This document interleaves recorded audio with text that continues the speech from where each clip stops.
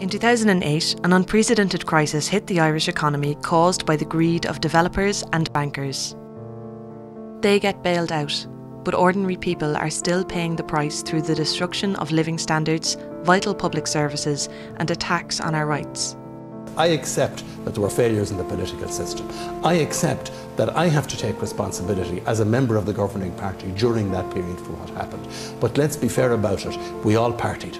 I wish I could tell you that the budget won't impact on every citizen in need, but I can't.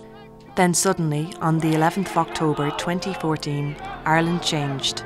Enough was enough.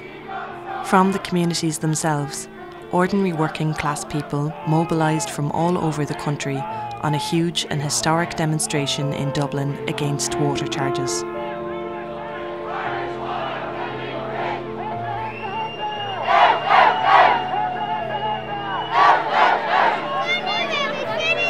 Irish water will be free! Irish water will be free! We won't pay! Power! Power!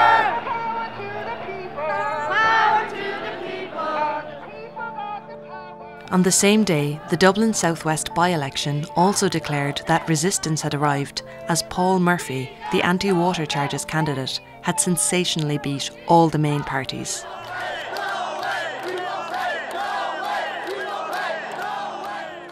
These two blows against the austerity agenda opened up a period of months of intense activity that forced a retreat by the establishment on water charges and other austerity measures. As well as mass demonstrations, there were hundreds and hundreds of local activities. Communities around the country resisted the imposition of water meters by private contractors in the pay of Irish Water.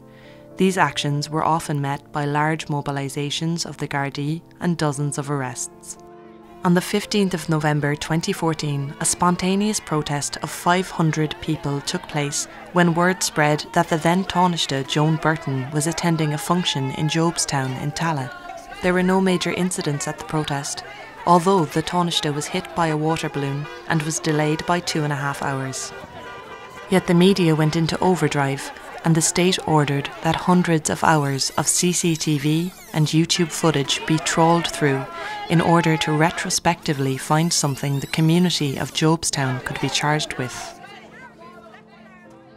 Some young people have already been convicted in the Children's Court relating to this protest, and the trial of 7 out of the 18 adults will take place in the criminal courts on the 24th of April. False imprisonment, which the 7 people up in court in April are charged with, carries with it long prison terms, including the prospect of a life sentence. This is a very serious situation for the defendants, for the Jobstown community, and for democratic rights in this so-called republic. Taoiseach Joan Burton was trapped in a car for over 2.5 hours today by water charge protesters in Dublin. The group prevented Miss Burton's car from leaving an event in Jobstown near Tallaght, with dozens of Gardaí called in before she was eventually transferred to another car and driven away. I found out about the protest that morning at the local shop. There was a couple of other women there that were talking about it, how Joan Burton was coming up to Jobstown. I never thought I'd see Joan Burton up here in Jobstown, especially after coming into the community and giving false promises, looking for our votes. We gave her the votes and then she slapped it back in our faces. I was one of the few people who was actually invited to the actual graduation, and I got the invitation, so I did. As I say, I went up that morning at 11:30. It was supposed to kick off around 12 o'clock, and so I got a good view of everything up there, and I noticed that there was very, very little security. I think I only seen 2 policemen. When I got there, there was roughly maybe 70 to 80 people there. People thought that sort of the arrogance of a government minister just sort of strutting down the road and expecting maybe a red carpet to be rolled out for her. I heard about the protests through a comment on Facebook. I think it was posted half an hour before I'd come over. It was a very genuine outpouring from people, you know. It was a real, you know, this was at the very height of the water charges campaign. It was at the, You know, there was the role the Labour Party had played. It was John Borton's particular role in social welfare. It all came out on that day. Water charges 238 if Fine Gael got into government on its own. The government were going on about a recovery, but there wasn't a recovery scene up here or in any of the other areas that had like working class people or anything in it.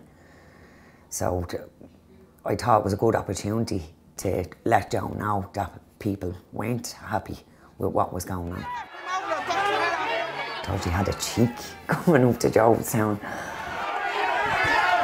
I heard about it Friday evening. There was a protest tomorrow morning at 11 o'clock outside on Cusson, and Joan Borton was going to be there. That's when I heard that Joan Borton, and it was one of the students that was to get the diploma that day. So they didn't want her to give the diploma, and that's why they rang around. Joan was in on Cusson, and we heard that she was in there because there was people inaugurating, they were getting their degree certs, and that's what she was there for. And we didn't want to interfere with that, but we still wanted to get a point across. They came out of the gates, so we clapped them and they waved at us and they walked up to the church.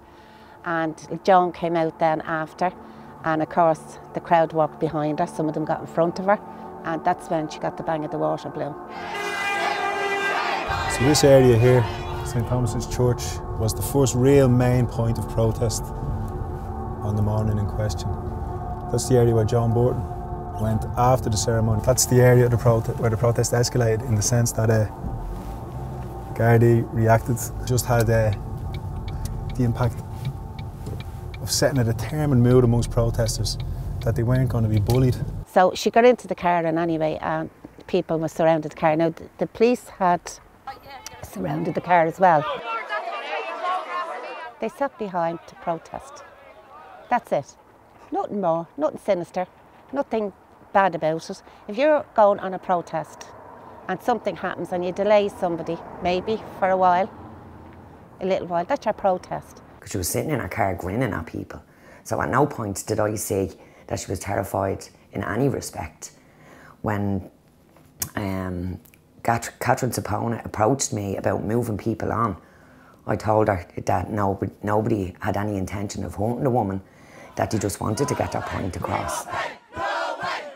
Trying to get her to listen to people, what was going on in people's lives, and she just didn't care.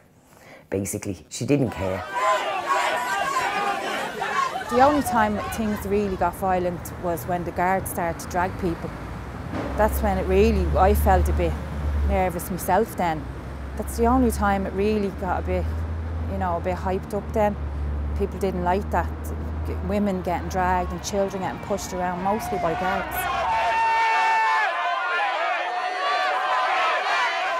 I was sitting behind the back of the car myself with some other women, and a couple of men were there. The police, they grew and grew. They came onto the premises and surrounded the car that Joan Borton was in. We were all sitting down. There was a great atmosphere. There was a great buzz. People were coming together. They were sharing experiences on how the crash had affected them, and they started to pull Paul Murphy up. It got so bad that at one stage Paul's face was actually turning red because they were pulling his clothes from him, and another woman leaned in and loosened his top, and the guards took it off. Then he was left on the ground then naked from the top up. People got very annoyed at this. He was a public representative on the ground being manhandled by guards while John Borton is sitting in the car behind him smiling out at him. I think this infuriated people. I literally had to pull down the zip on his top because he was choking. The police were literally choking him. He was gone purple. Nobody had intentions of keeping her there for hours or anything like it. It was just an initial, we'll just sit down and protest. We weren't probably even planning on staying there that long until the police start roughing people up, pushing people around.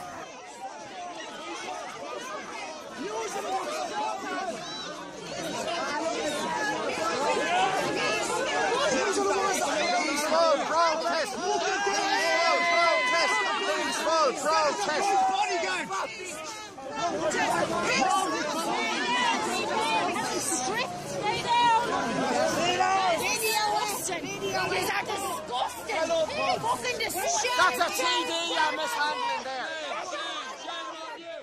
They brought a guard jeep into the car park of the church, and at that stage there was enough guard for them to line up, you know, to make an alleyway for her to walk in. And so they walked her from her ministerial car down to the jeep, which was parked at the bottom of the building. Got her into the jeep.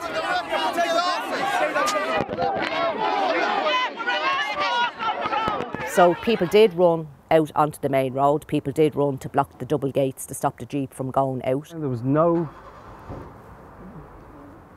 hard kind of tactics or whatever being used. It was just people standing there and conversing, and there was a car that was held in the road. And the Garda's chief was saying they needed to move the protest, like get it to a conclusion and move away. So Paul had said, right, I'm going to ask the crowd, using the megaphone, in a democratic format. There was various different orders in terms of votes which were put to the crowd. So I think it may have been Paul Murphy had put the first vote to the crowd, asking people in terms of, have we in terms of expressed our opinion of issue where about. People were obviously very angry. She was laughing in the back of the car. She was taking photos.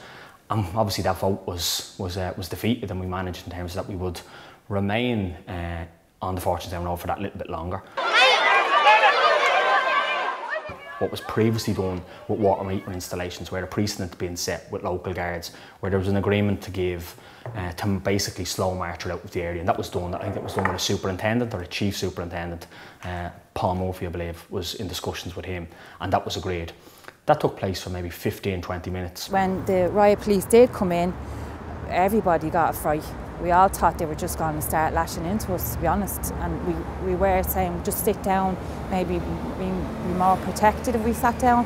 There was an agreement done that basically she would be slow marched out of the area if they were put away. I never thought she was in danger, never once. I wouldn't like to see a woman put in danger like that. I never thought that. I don't think anyone sat down for a confrontation now, because it was just, I've been at a few protests in my time, like, and it was as normal as any other protest, like, you know. And I think the amount of police and stuff that came there, like, you know, I saw bigger protests and they were never highlighted by the media, and they were never on the 6 News first thing, the main item.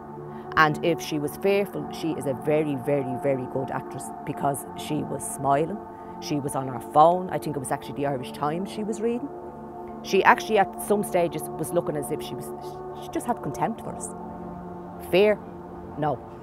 There was no fear. When I was there at first, there was maybe 6 or 7 policemen, and then more came, and there could have been 20, 30.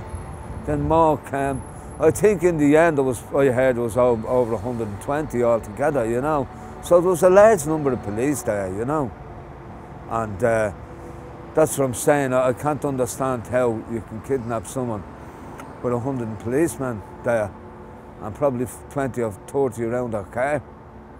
I can't understand that. And 120 policemen looking while you're kidnapping someone. Just because we're from Jobstown, we're a mob. Do you know what I mean? So if we were protesting in Castleknock, would we be a mob? They're trying to tarnish Jobstown. They're more or less trying to make out that we're a shower of Neanderthals. They have no education, have no hope, and just don't care about society. I was actually arrested in this very room. They handcuffed me here. There was a knock on the door, 6:20 in the morning. 6 detectives, armed detectives, came into the house. But I have a big Akita dog, so they wouldn't come in. For the children, that was horrible. My neighbour witnessed them being taken into a detective car. Like, she's like, what's that all about? And I said, for protesting. She was like, what? You serious? For protesting? I think there was 4 policemen and 2 sitting down the road in the car, like, you know, and I think that was a bit unnecessary. Like, well, I think I had my 2-year sentence done. Like, you know, I've been in court 15 times now or something like that. We were in Italy on holidays. Extended family, we were out having a meal, and next of all my phone just lit up. I just started texting and hopping and buzzing, and so basically had been leaked to RTE. That was early August. It was a month later before we were charged with anything. And for that month, it was talked about widely in the media, preparing the ground obviously for these charges. 2 minutes before the 6-1 news, I had a missed call on my phone, listened to the voicemail, and it was Paul Reynolds of RTE, the Chief Crimes Correspondent, leaving me a message that myself, Mick Murphy and Paul Murphy were to be charged with the false imprisonment of John Burton and Karen O'Connell, which I just thought was remarkable, you know. Well, it's not nice, you know. All the people on these charges are family people. They're not criminals, they're not gangsters. They all have families, they work. They're just normal people from Tala that was protesting, you know. And to be brought before the courts on serious charges like this and have the state coming down as hard as they can on top of you, on decent families that doesn't get into trouble, just standing up for their rights, it's wrong. And I never thought I'd see the day that this state would do that to the people of this country. People just felt that this was a time for, it was a time for protest, it was a time to show the government we're not going to be pushed around anymore. People still had it in their heads about the water charges, but they also had it in their head about what was going on with the likes of the banks. Even that night, that Saturday night then, you could see on the news, you could see the anger that the establishment had against the people of Jobstown. I think that it's anti-democratic to try to block somebody, to try to trap somebody in their car, to try to stop them going about their business. I don't think that's consistent with the principles of democracy. Nip that in the bud. If not, we're facing what is potentially a nicer situation in the Middle East if those people are allowed to get on to do what they're doing. And can I ask the Taoiseach, will it include any provisions in relation to political policing? And does he think that's necessary? Well, that we can't deal with in the context of the use of Garda resources, significant Garda resources, to terrorise a working class community at the moment, in a context when Deputy, 4 people were arrested this morning, 4 people were arrested yesterday. Sorry, Deputy, please respect others who are waiting. It was like we had come out of the box and we shouldn't have done that. We shouldn't have set the apple cart. It should have been a nice photo op for Joan to be able to put in the papers on a Sunday morning. It wasn't entirely unexpected. And not so much, I think, because of anything that happened on that day, but because of what was going on in the water charges movement. Actually, around that time in February when we were arrested, the registration figures came out and they were abysmally low. And we just thought, connected to that campaign and trying to break that campaign, that they may well do something. Yeah, when you see, you know, if you're on the protest and you saw what happened and then the questioning and then the way we were arrested and then the way it was leaked and the extent and the kind of orchestrated nature of it and the different arms of the state involved, including the likes of the media. And basically what that campaign is about doing is in terms of sending the message, in terms of challenging this, defending that right to protest. Ultimately it's about the 3 different trials here which will take place. Obviously the 4-7 are up here on April 24th. The others are up then in October, and then there'll be a trial then in early 2018. There could be a hidden agenda behind the whole thing, like, you know, it was more than just about arresting protesters, like it was to deny people the right to protest. I think it's to stop people protesting, so the government will be able to do whatever they want. This would be a line in the sand for me. If this is put forward as kind of a criminal offence to protest, then we're all in trouble. Then democracy's in trouble. The fact that people have been charged with false imprisonment in a situation where someone was held up in her car for a couple of hours is a really important marker legally in the way we deal with protest. So this is a very peculiar and particular attack on the right to protest by using such a serious charge against defendants in such a relatively trivial case of civil disobedience. The purpose, of course, is to stop people acting like that in future. And of course, as well, in tying up people in the judicial system for years, it's to soften their cough, to keep them away from doing actions like that again. What we've got to defend, and absolutely defend to the limit, is our right to protest. If we give up the right to protest, we give up our right to have any strength in fighting back against the attacks on working people. So Unite is absolutely 100% committed to defending our right to protest. Sit-down protests are an established form of protest in this country, engaged in by many different layers of society. From the Long March of Farmers in 1966 and the protests of the Civil Rights Movement in the North in the 1960s, to more recent examples, like when the students at UCD blocked Charles Haughey's car in 1989, to protesting against Brian Lenihan's visit to the same college in 2008, or of course, the major struggle of the people of Rossport against Shell, which included sit-down protests like this. Protesters faced trumped-up charges of false imprisonment and violent disorder. A small protest of dozens quickly became a major protest of hundreds when Joan Burton came into the community and the Gardaí intervened in a very heavy-handed manner. In these circumstances, it was the community itself that ensured the protest passed off with no major incidents by deciding democratically how it would be conducted. I've seen it in black and white. You know, you are allowed to sit on public roads. So if something is for, you know, social change and for positive social change, and the reasons they are behind it are kind of like valid reasons, and you haven't physically harmed anybody, you know, that's a peaceful protest. Some incidents which happened in Jobstown in the context of a heavy presence of the Gardaí long after the protest had finished were continually and wrongfully portrayed in the media as being part of the protest. The first sit-down protest started not long after 1 o'clock, and by 3:30 Joan Burton was being driven out of the area in a Garda car. In essence, that was it. Joan Burton's car was delayed for 2.5 hours.